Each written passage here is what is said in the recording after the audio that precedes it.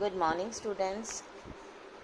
Today I am going to continue my lecture for Plus 2 Arts Political Science, and the name of the chapter is Contemporary South Asia. Yesterday in our lecture I have give the relation between neighboring countries like Sri Lanka, Pakistan. As you all have studied in 10th class, power sharing, we have taken some different cases like Sri Lanka. You know that in Sri Lanka there are two different groups. One belong to Sri Lankan Tamils. They are the native of Sri Lanka. They speak in Halla language. They have their supremacy in Sri Lanka. Next, another group is Indian Tamils. These Indian Tamils are native of India. During the British time, they were forced to migrate from India to Sri Lanka for the agricultural production of spices. So there was always conflict between Sri Lankan Tamils and Indian Tamils. जो तमिल थे वो अपने लिए separate Tamil alum की demand कर रहे थे, तो इंडियंस तमिल के कारण इंडिया की गवर्नमेंट ने श्रीलंकन गवर्नमेंट के साथ इंटरफेरेंस करनी शुरू कर दी। उन्होंने अपने इंडियन पीस कीपिंग फोर्सेस को भी श्रीलंका में भेजा, बट जो श्रीलंकन थे अपने इंटरनल अफेयर्स में इंडियन गवर्नमेंट की इंटरफेरेंस को एक्सेप्ट नहीं कर रहे थे। दैट्स वाई इंडियन गवर्नमेंट को अपनी IPKF पुलिस फोर्स को वापस बुलाना पड़ा। उसके बाद श्रीलंकन जो क्राइसिस थे और ज़्यादा वायलेंट होते गए। कुछ international actors, particularly Scandinavian countries जैसे नॉर्वे, आइसलैंड, उन्होंने ट्राई किया कि जो आपस में लड़ने वाले ग्रुप हैं बैक टू नेगोशिएशन उनको लाया जाए। जो फ्यूचर है आइलैंड का hinges on the outcome of these tasks. Look at the cartoon. This cartoon depicts the dilemma of Sri Lanka leadership in trying to balance Sinhala, Hardins or the Lion and Tamil military or the Tiger while negotiating peace. इन सब के बावजूद श्रीलंका ने जो economic growth थी उसमें एक considerable development की, high level human development हुई। श्रीलंका फर्स्ट डेवलपिंग कंट्री है जिसने अपना rate of growth of population को कंट्रोल किया। ये वो फर्स्ट कंट्री है इस रीजन में जिसने अपनी इकोनॉमी को लिबरलाइज किया। इसकी जो हाईएस्ट पर gross domestic production capita income है बहुत ईयर्स से आगे बढ़ती जा रही है। डिस्पाइट ऑफ इंटरनल कॉन्फ्लिक्ट्स इसने अपना डेमोक्रेटिक पॉलिटिकल सिस्टम जो है उसको मेंटेन भी किया हुआ है। Now let us start with India-Pakistan conflicts. Now let us move from democratic politics and take a look at some of the area of conflicts in international relations in this region. जो post Cold War era है उसका मतलब है end of conflicts and tensions in this region. We have noted that जो conflicts थे internal democratic और ethnic differences, कुछ crucial conflicts भी हो गए इंटरनेशनल नेचर के। इसमें इंडिया की पोजीशन जो है एक कन्फ्लिक्ट्स में आ गई।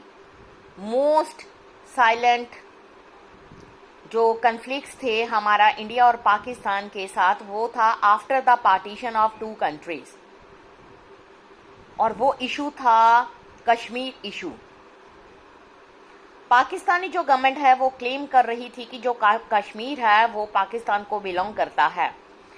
That's why the Wars between India and Pakistan in 1947-48, 1965 fail हो गई और इस मैटर के साथ कोई भी सेटलमेंट ना हो सकी.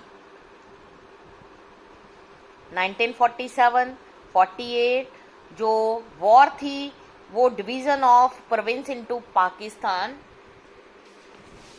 Occupied Kashmir and India province of Jammu Kashmir, उसको डिवाइड कर दिया गया by line of control LOC. 1971 में इंडिया की एक बार अगेन वॉर स्टार्ट हो गई पाकिस्तान के साथ, बट लड़ाई के बाद भी जो कश्मीर इशू है वो अनसेटल्ड रहा.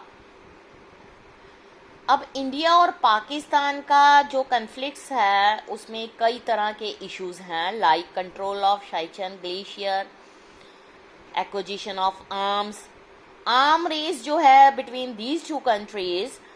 उन्होंने एक new character with both state acquiring nuclear weapon missiles to deliver such arm against each other in 1990s. In 1998 में इंडिया ने अपना फर्स्ट न्यूक्लियर एक्सप्लोजन पोखरण में किया.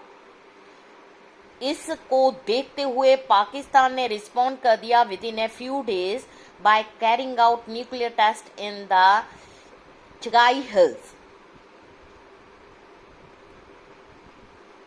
उसके बाद इंडिया और पाकिस्तान उन्होंने मिलिट्री रिलेशनशिप के अकॉर्डिंग बहुत ज़्यादा एक्सपैंड करना शुरू कर दिया military army and nuclear weapons को. लेकिन फिर भी जो पॉसिबिलिटी हो सकती है डायरेक्ट एंड फुल स्केल वार उसको काफ़ी डिक्लाइन किया गया. बट दोनों गवर्नमेंट जो हैं continue to be suspicious of each other. Indian government ने ब्लेम लगाया है कि जो पाकिस्तानी गवर्नमेंट है वो एक ऐसी स्ट्रेटजी को यूज कर रही है जो लो की violence by helping the Kashmiri militant with arms, training, money, protection to carry out terrorist strikes against India. उसके अलावा इंडियन गवर्नमेंट ये भी बिलीव कर रही है कि पाकिस्तान ने प्रो खालिस्तानी मिलिटेंट्स को आर्म्स एम्यूनिशंस में हेल्प की ड्यूरिंग द ईयर 1985 से 1995. इसकी जो spy agency inter service intelligence ISI है जो वो बहुत सारे एंटी इंडियन कंपेन जो इंडिया में हो रहे हैं नॉर्थ ईस्ट में काफ़ी उनकी हेल्प कर रही है और ऑपरेट कर रही है secretly through Bangladesh and Nepal. और इसके लिए जो पाकिस्तानी गवर्नमेंट है in turn blames the Indian government and its security agencies for fomenting trouble in the provinces of Sindh and Balochistan. उसके अलावा इंडिया एंड पाकिस्तान की जो प्रॉब्लम्स हैं वो शेयरिंग ऑफ वाटर रिवर्स पर चल रही है. अंटिल 1960 आर्ग्यूमेंट हुआ use of reverse of the Indus basin.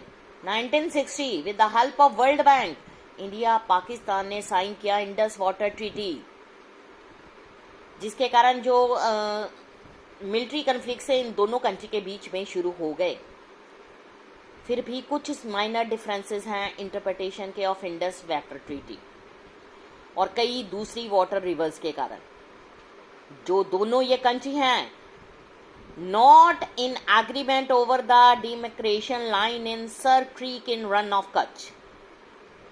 चाहे ये disputes ऐसा लग रहे हैं कि minor है, but there is an underlying worry कि इन disputes को कैसे settle किया जाए, इसका control of sea resources पर क्या इफेक्ट पड़ेगा. जो areas है joining Sir Creek, India Pakistan जो हैं इन सब issues को लेकर उन्होंने negotiation को hold में किया हुआ है.